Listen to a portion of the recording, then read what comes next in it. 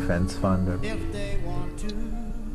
Hi, welcome to Let Them Talk. I'm Paul DiRienzo. We got a great show in store for you. I'd like to introduce Ty Black, who's an activist who is working with the Akai Gurley group. That Akai was the person who was an innocent person who was just walking. We're going to hear the whole story. Walking up the steps in their project in their apartment building, and a police officer who's now under indictment fired a gun and killed him for no reason. All right, no reason at all. And that officer's actually been indicted recently, and that is actually a controversial subject in itself because the Asian American community is saying, in some area, you're picking on this guy, all the cops who do all these things, and it's a cop of color who gets indicted finally, right? It's a very interesting case. It doesn't seem to be solving anything. So anyway, I'm going to let Ty tell the whole story because she knows it better than I do. Ty Black, welcome to Let Them Talk. Thanks for having me.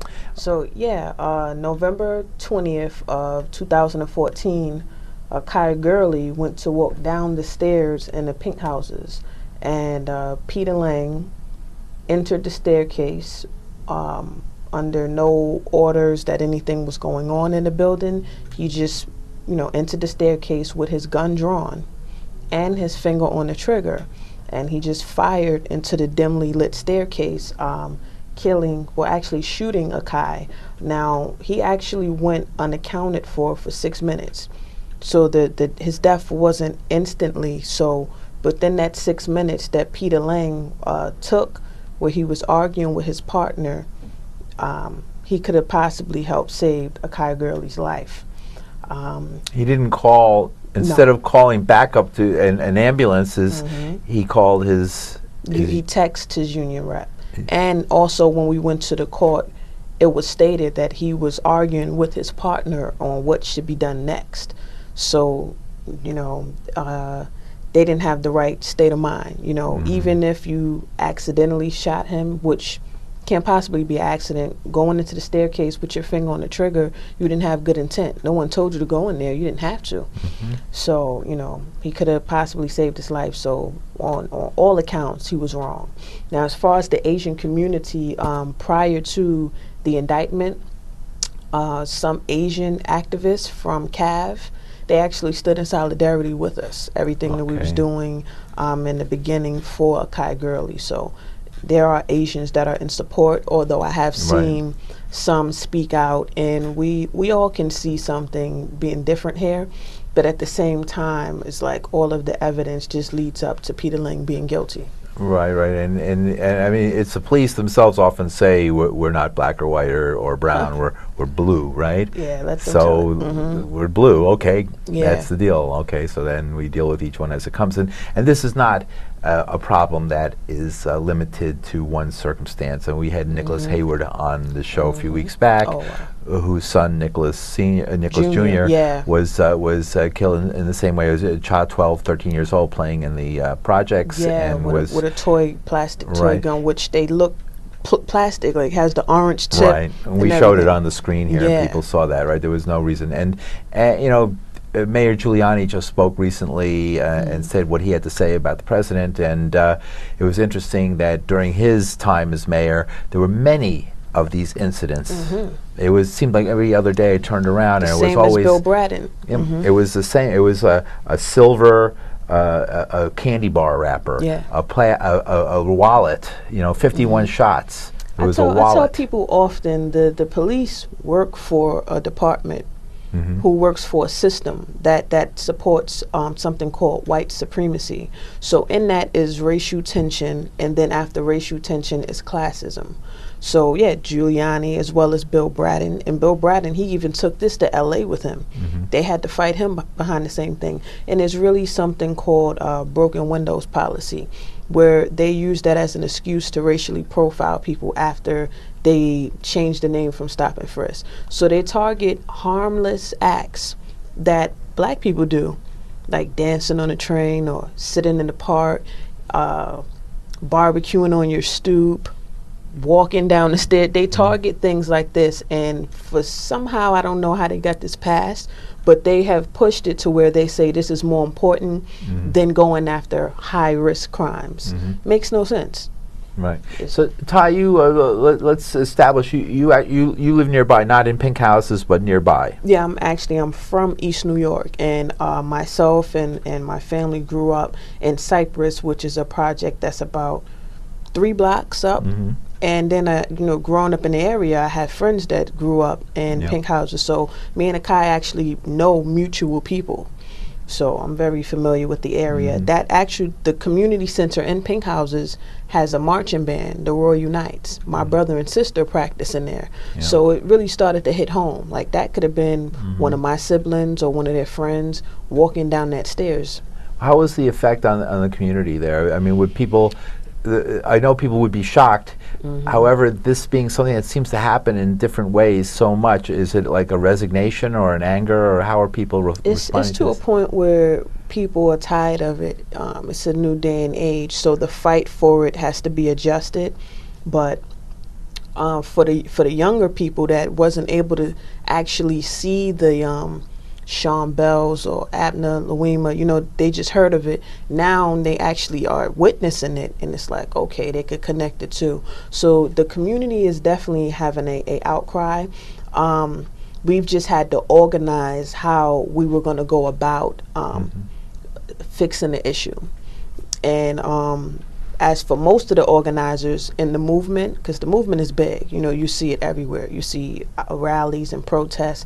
And I just want people to know the protest is to keep the conversation going and for us to stay united and meet each other. But we do have meetings, and we're pushing to get certain things stopped, like the 1,000 cops that Bill Bratton wants to put out. Right, that was the response now to all these problems and people's dissatisfaction with how policing is being done in New York has been to hire more police. But Bill Bratton says that crime is down. So if crime is lowered, but police brutality is high, why would you think putting 1,000 new cops would fix the situation when we're seeing that all the police do is add further chaos to the communities?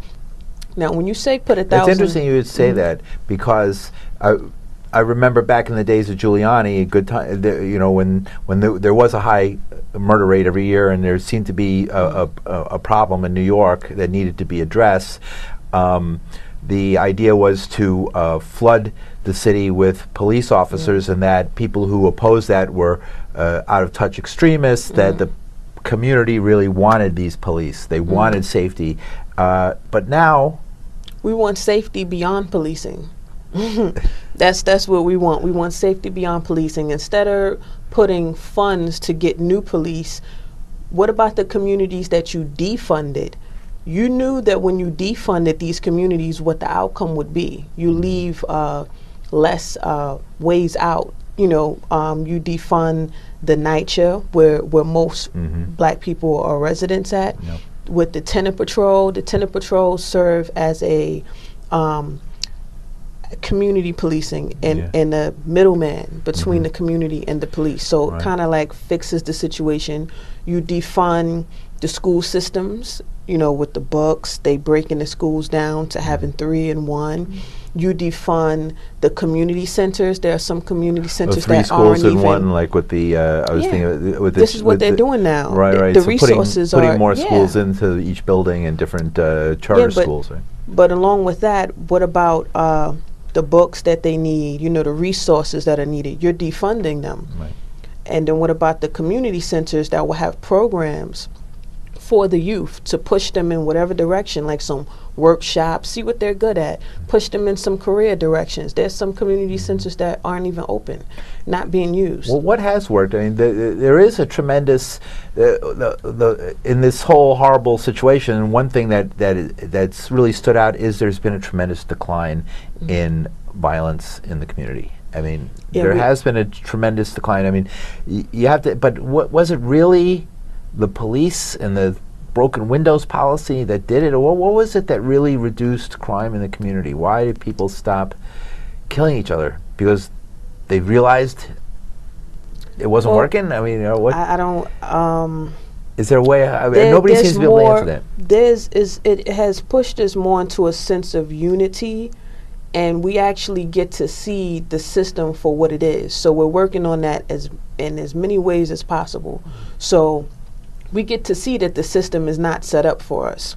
if a crime takes place that an African American person committed, they're penalized. If a police officer does a crime, he's let off. And then we start to look at that. You know, the system wasn't designed for us. And so it's a sense of unity, and we also acknowledge, well, we need to do this on a higher plane, but we're getting the messages out that falling into these traps is not in our best interest. You know, like even if there's any illegal activities with any guns or drugs, how did they get there? If we don't have political power, these drugs are being flown. They fly in here on planes and come in here on boats, and the government can't find it until it's in your hand. And then when you're arrested, the prison system makes about $1 billion a year.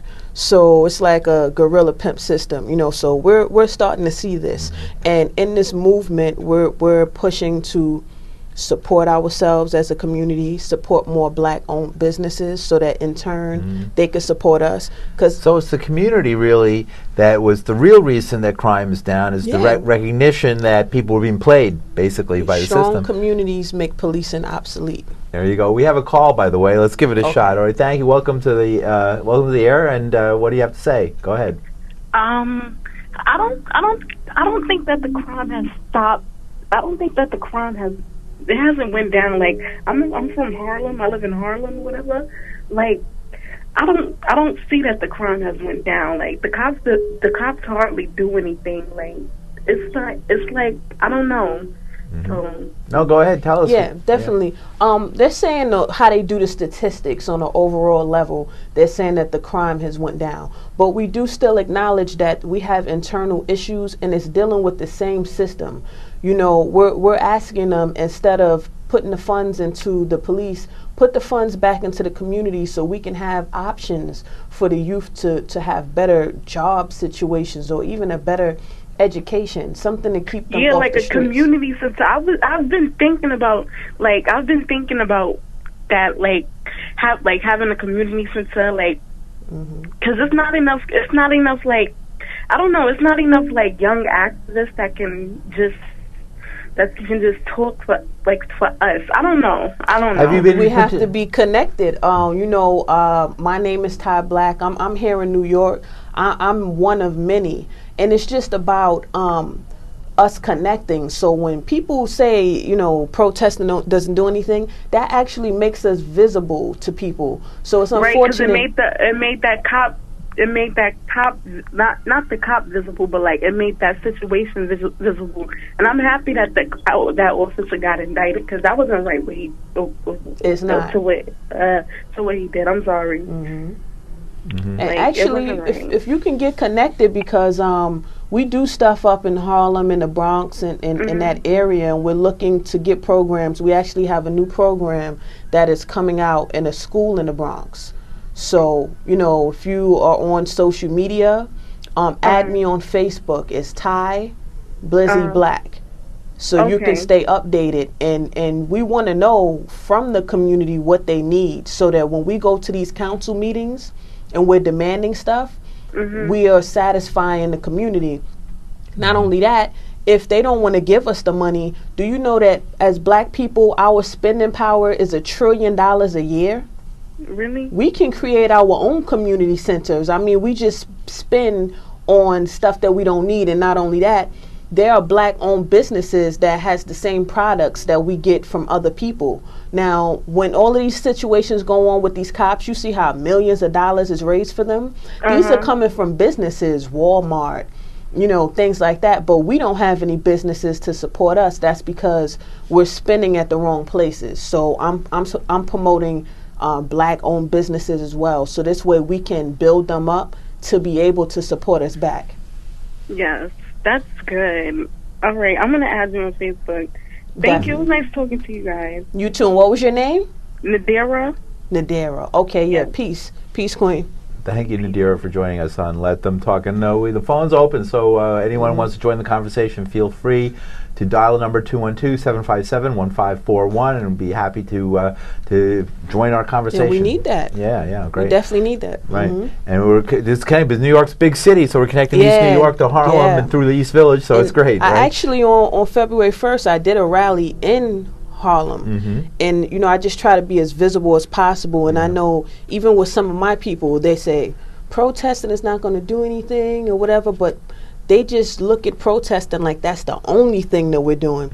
That's what we're doing to keep the conversation open and to be visible to the people. But the real question is, what are you doing? You're knocking protests. We're actually sitting here reaping the benefits of people that protest before us. So there you go. Great. All right. So tell us.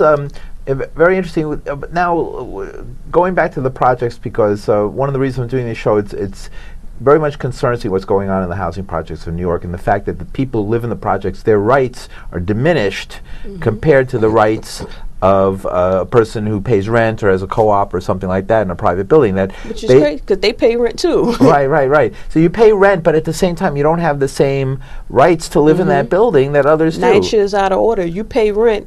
Why was Akai Gurley in a dimly lit staircase, And then, we'll go back to the tenant patrol, which we're supposed to have. Where's the funds for them? Because if tenant patrol was in that building, the situation would never have happened. Tell her, what is the Not tenant only patrol? that, how does that operate? Go ahead.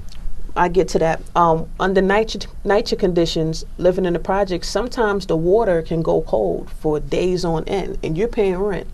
Or it can be cold and there's no heat. You know what I'm saying? So those are some of the conditions that NYCHA is not dealing with. Now, as far as there's a lot of bureaucracy, right, and getting it fixed, right? Yes. You just don't call a number and somebody shows up and fixes it. They act like it sometimes, but it really goes on for days at a time. Now, with tenant patrol is where they set up a system, they have a table in the lobby, different activities go on, people play cards, but it's really just us having community, a grandmother, or aunt, or even young people, and so we get to watch what's going on in the lobby of the building. You see who's coming in and out. They've replaced tenant patrol with police, which is just it has no sense of community in that. Absolutely. So they want to take that away from us. Even if you are sitting on a bench and you live in that building, at any given moment they come tell you can't sit there, and for the life of me I can't understand why there are benches here if we can't sit on it. Really? That kind of sort of petty rule. Or you can't stand in front of the building, you can't stand in the lobby, so what do you just want everybody to stay in their home? We should be able to come out and communicate with each other. We're not. So it's not like law. it's your home. It's like this. You're just a temporary resident coming in. This belongs to us. Belongs to the police. Belongs to the city. Not only in the projects. There was a pregnant lady who was barbecuing on her stoop in East New York about a year ago, and the police harassed her about that and slammed her on the ground. Right. So it is throughout the whole community, not just in the projects, but that's where it happens more. I see. So the relations with police don't seem to be very good right now, and no. There was an incident a while back which they tried to. It had nothing to do with the protests. Some deranged person comes from somewhere, and somehow, despite the fact that he committed a crime in another city, everybody knew he committed the crime, everybody knew where he was going, he had a cell phone in his pocket, they couldn't stop him from coming to New York, where he did a horrific crime, and then they used that to slag. The story's really fishy to me. Yeah, the whole thing was fishy in the beginning. And then they slam the protesters, somehow the fact that you're protesting police brutality. They had his Instagram. He had no photos of being at a protest, nothing in connection to a protest. So the whole situation just didn't seem right to me. And then Bill Bratton goes and says that the protests are terrorists. Now I know I'm not a terrorist. We didn't burn anything. We didn't threaten anyone. So far the protests have been peaceful. Yeah. So he's just looking for an excuse. So now I question when they call people terrorists. I question that now with being called one. They actually are the real terrorists, though. They are the guys. Yeah, because look, they fit in the definition. You're trying to impose on people's rights. That's terrorism. And then you have those machine guns that they want to start implementing this year for the protesters. Or they said they were going to have a special police that were going to be out there, and then he had to backtrack from that, and after he said that, right? So, does the community does not want more police? Is that what you're saying? No, we do not want any more police. And now that you stated that it was a possibility, that means that you have money to allocate, and we're telling you we want that money to be put into these communities that you defunded. This is a very smart system. We're not dealing with any idiots. So you know what you're doing when you defund a community. You're forcing them into compromising situations. And you know that nothing beautiful overall can come out of that. So we're questioning you. We're looking right at you. We're educated on what you're doing. We're paying attention, and no, we don't want more police. So if folks want to get in touch and know more about what you're doing, how should they get in touch with you? Well, firstly, I'm a activist that's working hands-on with the Akai Gurley family. So I first off want everyone to like the page. It's called Justice for Akai Gurley. So if you like that page, you can stay updated with everything that's being done for Akai's situation and protests, meetings, court dates. The next court date is May 14th. And we want everyone to come downtown Brooklyn on J Street to support that. What is that going to be, like an indictment or something like that? Or they had the indictment the last time.